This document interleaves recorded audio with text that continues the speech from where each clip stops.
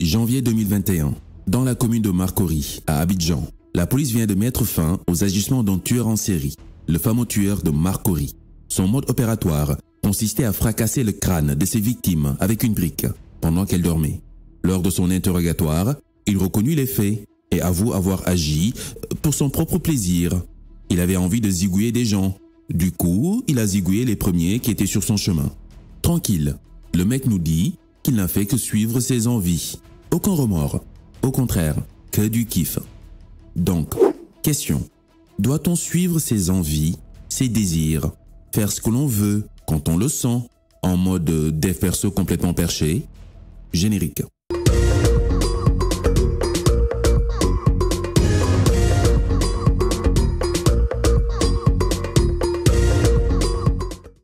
Non, non, non.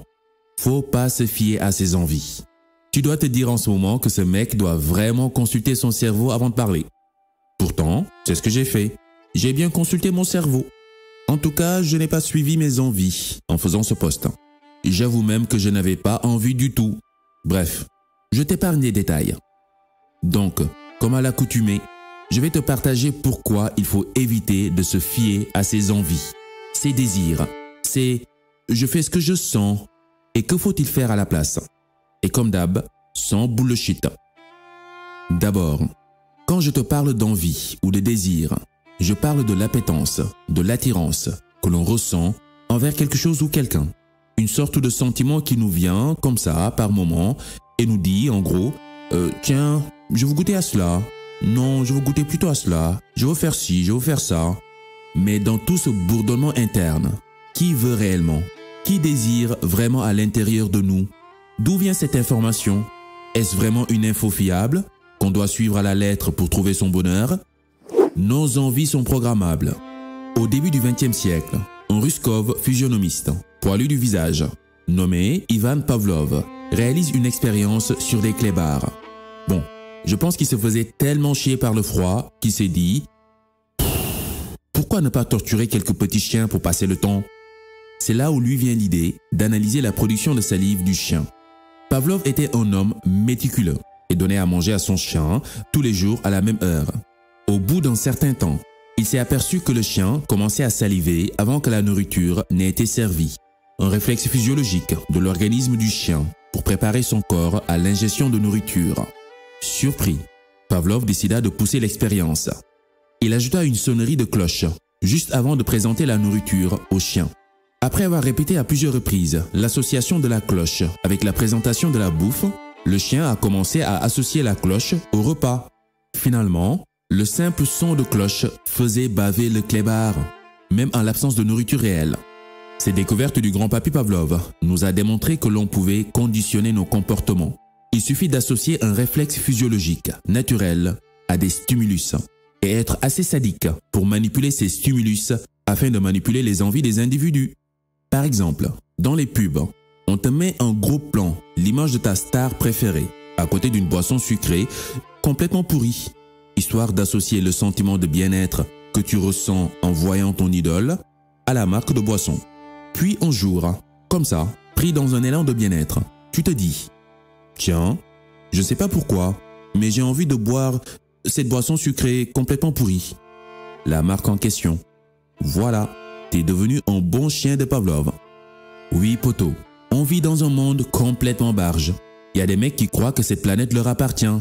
C'est la maison de leurs darons. Les mecs investissent des milliards en dollars dans les neurosciences, les neuromarketing, pour mieux biohacker notre libre arbitre et nous rendre entièrement consentants de nos propres pulsions. Donc, ce n'est pas parce que tu as tout le temps envie de mougou que tu dois sauter sur tous les postérieurs qui te tombent dessus. Peut-être que tu es juste victime du programme d'hypersexualisation prôné dans les médias, les films, les séries télé, bien avant ta naissance. Et c'est pas parce que tu as envie de te dépigmenter la peau, de te défriser les cheveux afro, que tu dois te laisser aller dans le mood. Peut-être que tu es juste victime de complexes d'infériorité devant la beauté occidentale, savamment orchestrée depuis l'attrait des Noirs et répliquée bêtement comme modèle de beauté dans nos sociétés africaines. Ce n'est pas parce que tu as envie de fumer une clope que tu dois te cramer les poumons au quotidien. Peut-être que tu es juste victime de tes propres habitudes pourries et ton corps tel un chien de Pavlov, a associé l'effet de bien-être temporaire de la nicotine à un sentiment de bien-être, sans compter l'accoutumance à la dépendance créée par cette dernière. Tu l'auras compris, suivre ses envies ne signifie pas forcément que c'est bien pour nous. Suivre ses envies ne signifie pas se sentir bien. Suivre ses envies veut simplement dire suivre ses envies. Suivre un sentiment, une préférence ponctuelle, influencée en grande partie par notre histoire personnelle et notre environnement. Depuis l'enfance, la société fait joujou avec nos désirs. On nous apprend à nous tenir d'une certaine manière, à manger tel type de nourriture, à préférer une chose à l'autre. Un conditionnement de Pavlov est allé doucement comme du beurre dans nos petites cervelles qui fait que l'on grandit avec des désirs plus ou moins conformes à cet environnement. Tu as envie de manger du tiep à midi parce que tu es habitué depuis l'enfance à bouffer du tiep à midi.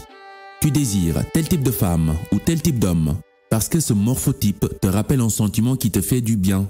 Et du coup, aujourd'hui, cela justifie ton choix, même inconsciemment. Demain, si ce type de femme ou d'homme te traumatise, tu n'auras plus envie du tout. Tu vas même peut-être les détester à mort. Donc, re-question, peut-on se fier à un sentiment aussi manipulable qu'est l'envie, le désir, le « je fais ce que je sens, ce que je veux ». Combien de fois on s'est fait arnaquer par nos envies? On a tous déjà eu ce sentiment de regret horrible après avoir suivi nos désirs. Comme ces fois où tu as cédé à tes envies de sucre, en te goinfrant de gâteaux au chocolat caramélisé, de bouffe dégoulinant de gras, et quelques temps plus tard, te voilà avec 50 kilos de plus sur la balance. La santé en chute libre, sans parachute. Et maintenant tu ressembles à un hippopotame dépressif, essoufflé et transpirant d'odeurs fortes, nauséabondes, au moindre effort. Comme ces matins où tu as suivi tes envies de sommeil, en appuyant sur le bouton snooze du réveil, et continuer à rêver au lieu de te lever et matérialiser tes rêves. Et 5 ans plus tard, te voilà avec le titre du vieux tonton le plus jaloux du quartier. Aucune réalisation, zéro projet, aigri et tout le temps en train de grincher sur les autres. Ou encore, comme ces fois où tu as suivi tes envies de peur, d'abandon, de fuite, en abandonnant ce magnifique projet qui te tenait à cœur, pour aller te réfugier dans une boîte en mode salariat. Et une fois ton contrat signé, te voilà coincé dans un cercle vicieux. Boulot, popo, dodo. T'es pris en étau dans une routine infernale qui te pompe l'air, te suce toute ton énergie vitale pour des clopinettes. Ton taf te saoule. T'as envie de te barrer, mais tu ne peux pas. Non, tu as des charges, un nouveau loyer, des dettes, un nouveau style de vie. Bonjour les regrets. C'est ça tout le problème des conseils de développement personnel à 2 balles qui pullulent sur Internet. On te dit de suivre tes envies, de faire ce que tu veux, comme tu le sens, et puis voilà, c'est tout. Et toi, comme tout bon teubé qui se respecte, tu vas suivre Monsieur Coach de vie. Et après, tu te retrouves seul à négocier avec tes remords. Donc, je te repose la question. Faut-il sincèrement suivre ses envies pour structurer sa vie? Le soi passé, le soi présent. Déjà note ceci. Suivre ses envies n'est pas mauvais en soi. Au contraire, rester à l'écoute de ce que l'on ressent, en être conscient, comprendre le message derrière est plus que utile pour prendre des décisions. Encore faudra savoir décortiquer ce que l'on ressent. Et c'est là où on commence à parler chinois. On confond nos désirs liés à nos programmes, chien de Pavlov, et nos désirs liés à nos aspirations profondes. On mélange le message venant de notre soi inconscient, le soi qui se souvient des choses, à celui de notre soi conscient, le soi qui vit les choses au présent. Les deux ne parlent pas le même langage. Le soi inconscient ou le soi passé te parle en te projetant des souvenirs, ce qui peut être cool ou pourri en fonction de l'expérience vécue. Et le soi conscient, le soi présent, te parle du présent et de ses possibles. Il t'invite à lâcher prise et à vivre les choses au présent tout simplement. Il te pousse à l'action et à l'auto-évaluation instantanée. Une situation se présente à toi. Le soi passé commence à fouiller dans tes souvenirs et te les envoie un message du genre « Tiens, t'avais bien aimé ceci » ou « Non, t'avais pas aimé ça du tout ». Ce qui déclenche naturellement en toi des sentiments du genre « Ça me rappelle un truc cool. Ok, j'ai envie. » Non, ça me rappelle un truc dégueu. Non, j'ai pas envie. Tandis que le soi du présent, face à une situation, ne va pas chercher loin. Il te dit simplement « Voici un événement. Passe à l'action, évalue. Aucun jugement, aucune hésitation, que de l'expérimentation. Tu comprends un peu? Là, je sens que je t'ai perdu. Oh, on revient sur Terre. J'avoue que quand on évoque comme ça certaines notions de psychologie, ça peut paraître un peu perché. C'est pour cela que je préconise de faire simple et d'éviter tout simplement de se fier à ses envies. Mais si le sujet de dialogue entre soi passé et présent t'intéresse, fais-le moi savoir. Je te passerai des tips. Du coup, est-ce que tu vois le dilemme? On n'a pas vraiment de contrôle sur nos désirs, puisque cela dépend de l'influence de l'environnement, de nos programmes internes, mais surtout de nos programmes internes.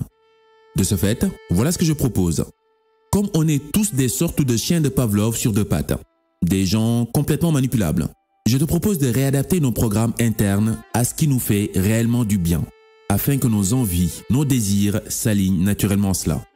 En quelque sorte, je te propose de nous auto-manipuler en fonction de ce qui nous fait réellement du bien. Comment? 1. The end in mind.